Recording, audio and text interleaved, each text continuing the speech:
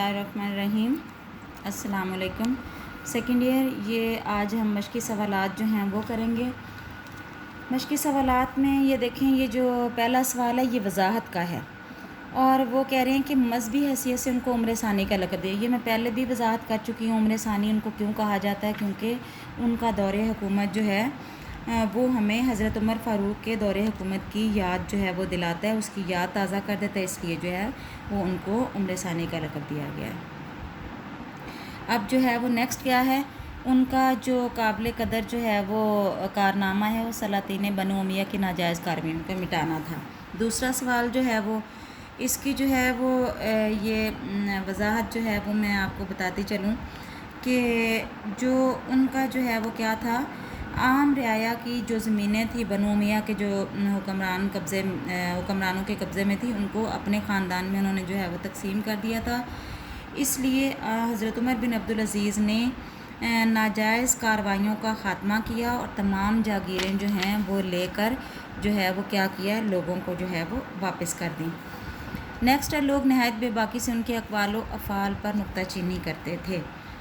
यानी ये है कि बनु उमैया के हुक्मरान जो हैं उनकी किसी बात पर अवाम को राय देने की इजाज़त ना थी, लिहाजा हज़रत उमर बिन अब्दुल अज़ीज़ ने इस रस्म को ख़त्म किया और 2 आदमी मुकर्रर किए जो आपको गलती पर फ़ौरन टोक देते थे। हज़रत उमर बिन अब्दुल अज़ीज़ की हुकूमत और सल्तनत का असली असूल मसावात और जमहूरियत था। यानी जमहूरियत और मसावात जो है, कह रहे हैं तमाम लोग जो हैं वो कानून की नज़र में यकसां थे, उनको यकसां हकूक़ हासिल थे। अदल इंसाफ, मसावात और जमहूरियत आपकी हुकूमत के अहम असूल थे और आम आदमी में और किसी सरकर्दा शख्स में कोई फ़र्क रवा नहीं रखा जाता था। नेक्स्ट जो है वो दर्जा झैल सवाल नंबर 2 है। दर्जा झैल सवालात को अपने जुमलों में इस्तेमाल कीजिए। खुदा लगती कहना, तो अब मैं ही जुमले जो है वो आपको बनाए देती हूँ।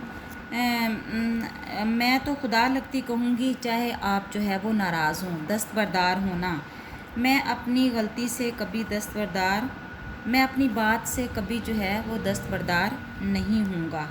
रोक टोक करना, गलती में बच्चे की रोक टोक ज़रूर करनी चाहिए। ज़बान बंद होना, सच्चे आदमी की ज़बान बंद नहीं हो सकती। नुक्ताचीनी करना, उमर बिन अब्दुल अज़ीज़ के ज़माने में आम आदमी भी खलीफा के कामों पर नुक्ताचीनी कर सकता था। दस्तो बाजू होना, दस्तो बाजू अकरम असलम का दस्तो बाजू है।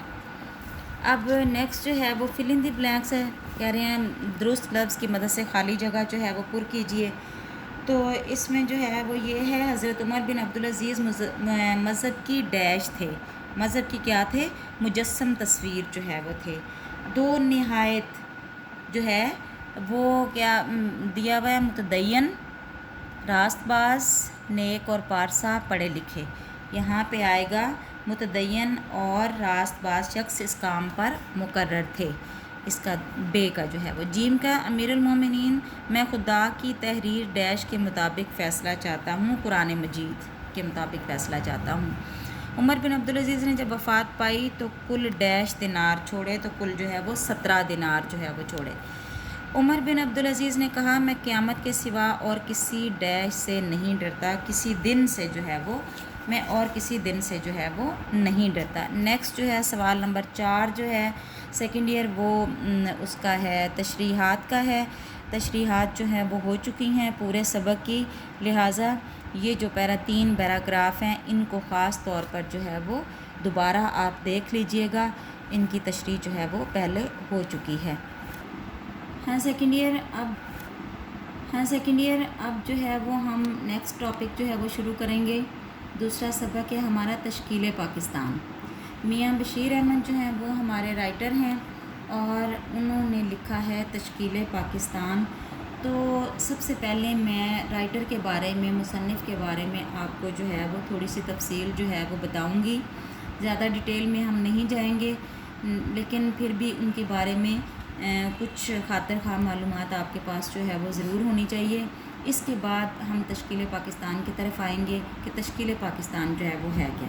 सबसे पहले देखिए मियाँ जो है वो बशीर अहमद। میاں بشیر احمد جو ہیں ان کا تعارف جو ہے وہ یہ ہے کہ میاں بشیر احمد لاہور میں پیدا ہوئے. یہاں ان کی جو ہے وہ ڈیٹ آف ڈیتھ اور ان کی برتھ جو ہے وہ لکھی ہوئی ہے. 1893 میں وہ لاہور میں پیدا ہوئے ہیں اور ان کے والد جو ہیں وہ جسٹس شاہ دین ہمایوں اپنی منفرد شخصیت کی بنا پر مسلمانوں میں ممتاز حیثیت رکھتے تھے. آپ کے خاندان کے ذمے شالیمار باغ کے انتظامی امور تھے. گورنمنٹ کالج لاہور سے انہوں نے تعلیم حاصل کی اور 20 سال کی عمر میں آکسفورڈ یونیورسٹی سے بیرسٹری کا امتحان پاس کیا. انہوں نے مشہور ادبی جریدے ہمایوں کی بھی بنیاد رکھی اور مولوی عبدالحق جو کہ بابائے اردو جو ہیں وہ کے نام سے جو ہے وہ مشہور ہیں، ان کے خاص دوستوں میں اور قریبی دوستوں میں میاں بشیر احمد کا جو ہے وہ شمار ہوتا ہے. انجمن جو ہے وہ اردو پنجاب کی انہوں نے جو ہے وہ بنیاد جو ہے وہ رکھی ہے. یہ بھی انجمن اردو پنجاب جو ہے یہ ایک بہت اہم جو ہے وہ موضوع ہے اور اس کی بنیاد جو ہے انہوں نے جو ہے وہ رکھی ہے مولوی عبدالحق نے اور انہی کے یہ دوستوں میں سے ہیں. ساری زندگی اردو ادب کے فروغ اور ترقی کے لیے انہوں نے صرف کی. قائد اعظم جو ہیں ان کی دعوت پر 1937 میں لکھنؤ میں مسلم لیگ کے اجلاس میں شریک ہوئے اور مسلم اسٹوڈنٹ فیڈریشن کے صدر بنے. پاکستان بننے کے بعد ترکی کے سفیر بھی مقرر ہوئے. اس عظیم سیاسی، ادبی اور علمی شخصیت کا انتقال 1971 میں ہوا. آپ کو خاندانی قبرستان میاں فیملی باغبان پورہ میں جو ہے وہ دفن کیا گیا. یہ ان کا جو ہے وہ تھوڑا مختصر سا جو ہے وہ تعارف ہے میاں بشیر احمد کا. تو اب جو ہے وہ ہم آتے ہیں تشکیل پاکستان کی طرف کہ یہ جو موضوع انہوں نے لکھا ہے تشکیل پاکستان. تو تشکیل کا مطلب ہوتا ہے بناوٹ، تعمیر، بنیاد، یعنی تشکیل دینا، ترتیب دینا، اس کو بنانا، اس کی تعمیر کرنا. تو یہاں پہ پاکستان جو ہے اس کی جو تعمیر ہے، اس کی جو بناوٹ ہے، اس کے بارے میں ایک مکمل جو ہے وہ مضمون یہاں پہ لکھا گیا ہے اور اس کے بارے میں بیان کیا گیا ہے کہ پاکستان کیسے معرض وجود میں آیا. اور جو مصنف ہے میاں بشیر احمد وہ اس کا آغاز جو ہے وہ 1707 سے جو ہے وہ کر رہے ہیں، یعنی اورنگزیب عالمگیر کی وفات جو ہے اس سے اس کا آغاز کر رہے ہیں اور اسی سن سے لے کر انہوں نے 1700 سے لے کر 1947 تک کے جو چیدہ واقعات ہیں، جو اہم واقعات ہیں، ان کو اس میں جو ہے وہ سمویا ہے اور بڑی ہی خوبصورتی سے، بہت عمدہ طریقے سے یہ بیان کرنے کی کوشش کی ہے انہوں نے کہ پاکستان صرف ایک دن میں یا چند سالوں میں جو ہے وہ معرض وجود میں نہیں آیا، بلکہ اس کے لیے جو ہے وہ تقریباً جو ہے کتنی جو ہیں وہ صدیاں لگی ہیں، یعنی تقریباً 2-2.5 صدیاں جو ہیں وہ اس کا جو ہے وہ سفر ان 2-2.5 صدیوں پر جو ہے وہ مشتمل ہے. اور اس کے بعد جو ہے وہ پاکستان ہمیں جو ہے وہ حاصل ہوا اور وہ معرض وجود میں آیا. تو ان تمام جو کوششیں ہیں ان کا وہ جو ہے وہ مختصر طور پر اور کچھ جگہوں پہ تفصیل کے ساتھ جو ہے وہ انہوں نے اس کا ذکر کیا ہے. اور اب ہم جو ہیں وہ اس کے جو ہے وہ آتے ہیں اس کی طرف جو ہے وہ تشریح کی طرف جو ہے وہ اب ہم جو ہے وہ پہلا پیراگراف اس کا جو ہے وہ دیکھتے ہیں. پہلا پیراگراف جو ہے وہ کیا کہہ رہے ہیں، ہندوستان میں اسلامی حکومت اگرچہ کہنے کو اورنگزیب عالمگیر کی وفات 1707 کے 150 سال بعد تک قائم رہی، یعنی پہلی جنگ عظیم سے پہلے تک جو ہے وہ قائم رہی. کہہ رہے ہیں کہ کہنے کو تو یہ جو ہے اسلامی حکومت جو ہے وہ جنگ آزادی تک جو ہے وہ قائم رہی ہے، لیکن دراصل مسلمانوں کی حکومت اورنگزیب عالمگیر کی وفات کے ساتھ ہی ختم ہو گئی تھی. اس کے بعد جو حکومت تھی وہ صرف نام کی جو ہے وہ مسلمانوں کی حکومت تھی.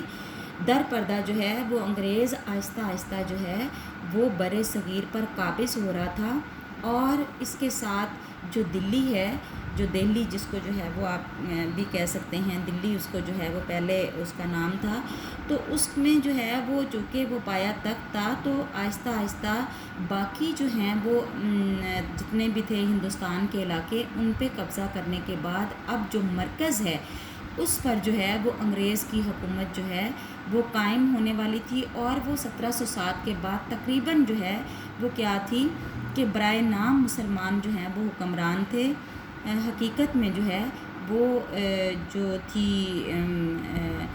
کیا کہنا چاہیے کہ جو حکم تھا وہ انگریز سرکار کا جو ہے وہ چل رہا تھا۔ تو اسی بات کو یہ اس ایک جملے میں، اس سبق کا جو ہے وہ ایک ایک لفظ جو ہے وہ سیکنڈ ایئر تشریح طلب ہے، اور اکثر اوقات اس میں سے پیراگراف امتحان میں بھی جو ہے وہ آ جایا کرتا ہے، لہٰذا آپ نے بہت غور سے بڑے دھیان سے جو ہے وہ تشریح اس کی کرنی ہے اور دیکھنی ہے، کیونکہ یہ سارے تاریخی واقعات ہیں اور حقیقت پر مبنی جو ہیں وہ واقعات ہیں، ان میں کسی قسم کی کوئی مبالغہ آمیزی جو ہے وہ رائٹر نے نہیں کی، اور نہ ہی اس میں کوئی جو ہے وہ ایسی انہوں نے لفاظی سے کام لیا ہے کہ جس میں جو ہے وہ تحریر جو ہے وہ مستند اور معیاری ہو جائے یا وہ جو ہے وہ پڑھنے والے کو اٹریکٹ کرے، بلکہ انہوں نے جو ہے وہ ایک تاریخ کو اس طرح سے قلم بند کیا ہے کہ ہمارے سامنے ایک پورا نقشہ جو ہے وہ آ جاتا ہے کہ کس طرح سے پاکستان جو ہے وہ بنا اور اس کی تعمیر کس طرح سے جو ہے وہ ہوئی۔ آپ کہہ رہے ہیں کہ دراصل حکومت اور عمرہ دونوں کی طاقت اور سطوت 18ویں صدی کے وسط تک ختم ہو چکی تھی۔ وہی بات جو میں نے آپ کو پہلے بتائی ہے کہ حکومت جو ہے عمرہ یعنی امیر عمرہ وزیر جو ہیں ان کی جو طاقت تھی، سطوت کہتے ہیں رفتار کو، یعنی ان کی شان و شوکت، سطوت رفتار کو بھی کہتے ہیں، شان و شوکت بھی جو ہے وہ یہاں آپ مراد جو ہے وہ لے سکتے ہیں، یعنی جو اسلامی حکومت تھی اس کی جو شان و شوکت تھی اور جو مسلمانوں کا ایک عروج تھا وہ کیا تھا، 18ویں صدی کے وسط تک مکمل طور پر ایک طرح کا ختم ہو چکا تھا۔ 19ویں صدی کے شروع میں مسلمانوں کے سیاسی تنزل کی تکمیل ہوئی۔ سیاسی تنزل یعنی جو ان کا جو تھا سیاسی جو ان کا جو ہے وہ ایک زوال تھا، وہ کیا تھا کہ اس صدی 19ویں صدی جو ہے اس میں ان کا سیاسی زوال جو ہے وہ شروع ہو چکا تھا مسلمانوں کا، اور 1803 میں انگریز دلی میں داخل ہوئے، یعنی یہ دیکھیں کہ 1803 میں انگریز جو ہیں وہ دلی میں داخل ہو چکے ہیں، اگرچہ 1857 تک مسلمانوں کی حکومت قائم رہی، لیکن وہ جو ہیں وہ قبضہ کر چکے تھے دلی پر جو ہے وہ، لیکن اسی زمانے میں بعض افراد کے دل میں مذہبی احیا اور معاشرتی اصلاح کا خیال پیدا ہوا، یعنی یہ ساری صورتحال جو تھی اس وقت برِ صغیر کی کہ آہستہ آہستہ انگریز جو ہے وہ پورے برِ صغیر پر قابض ہوتا جا رہا تھا، تو اسی دوران کہہ رہے ہیں کہ کچھ لوگ جو ہیں ان کے دل میں جو مذہبی احیا ہے، یعنی مذہب کو دوبارہ سے زندہ کرنے کی اور اس کی تشکیل نو کی اور ترتیب نو کا خیال ان کے دل میں جو ہے وہ پیدا ہوا، اور معاشرے کی اصلاح کا خیال بھی کہ معاشرہ جو ہے اس میں بہت زیادہ جو ہیں وہ کیا ہیں، ایسی چیزیں پیدا ہو چکی ہیں جو اسلام کے بالکل جو ہیں وہ خلاف ہیں اور اسلام کے مطابق نہیں ہیں۔ اس میں اب وہ کن کا نام جو ہے وہ لے رہے ہیں، میاں بشیر احمد، شاہ ولی اللہ اور شاہ عبدالعزیز وغیرہ جو ہیں، ان دو جو شخصیتوں کا نام جو ہے وہ یہاں پہ لے رہے ہیں کہ ان کی کوششوں سے علم دوست لوگوں میں مذہب کی صحیح واقفیت بڑھتی گئی۔ انہوں نے کوشش کی کہ اصل جو روح ہے اسلام کی، جو مذہب کی، وہ لوگوں میں متعارف کروائی جائے، اور ہندوؤں کے ساتھ رہنے کی وجہ سے جو غیر اسلامی روایات اور غیر اسلامی طریقے اس میں دین میں جو ہیں وہ شامل کر لیے گئے ہیں، ان کو کیا کیا جائے، ان کو جو ہے وہ ختم کیا جائے۔ لیکن عوام کی مذہبی حالت بہت گری ہوئی تھی، یعنی ان کا جو مذہب تھا وہ اس طرح سے گڈمڈ ہو چکا تھا کہ اس کی جو صحیح اسلامی روح ہے وہ کیا ہے، وہ ایک طرح کی ختم ہو گئی تھی، اور مذموم جو ہے وہ کیا ہے، مصنوع معاشرتی رسموں میں مسلمانوں اور ہندوؤں میں زیادہ فرق نہ تھا، یعنی جو رسمیں جو ہیں وہ کیا تھیں، قابل مذمت تھیں، وہ اور جو معاشرے میں رائج تھیں رسمیں وہ کیا تھیں، ان میں مسلمانوں میں اور ہندوؤں میں کوئی زیادہ فرق جو ہے وہ اب نہیں رہا تھا۔ ہندوؤں کی جو رسمیں تھیں وہ مسلمانوں نے اپنا رکھی تھیں اور مسلمانوں کی رسومات جو ہیں وہ ہندوؤں نے اپنا رکھی تھیں، لہٰذا وہ آپس میں اس طرح سے گڈمڈ ہو گئی ہوئی تھیں کہ جس میں فرق محسوس کرنا اب ممکن نہیں تھا کہ یہ کون سی جو رسمیں ہیں، روایات ہیں، وہ اسلامی ہیں اور کون سی جو ہیں وہ غیر اسلامی ہیں یا ہندوانہ ہیں۔ یہ یہاں تک ہم نے آج اس پیراگراف کی تشریح کی ہے۔ انشاءاللہ کل ہم جو ہے وہ اگلے پیراگراف کی جو ہے وہ تشریح کریں گے۔ اس وقت تک کے لیے اللہ حافظ۔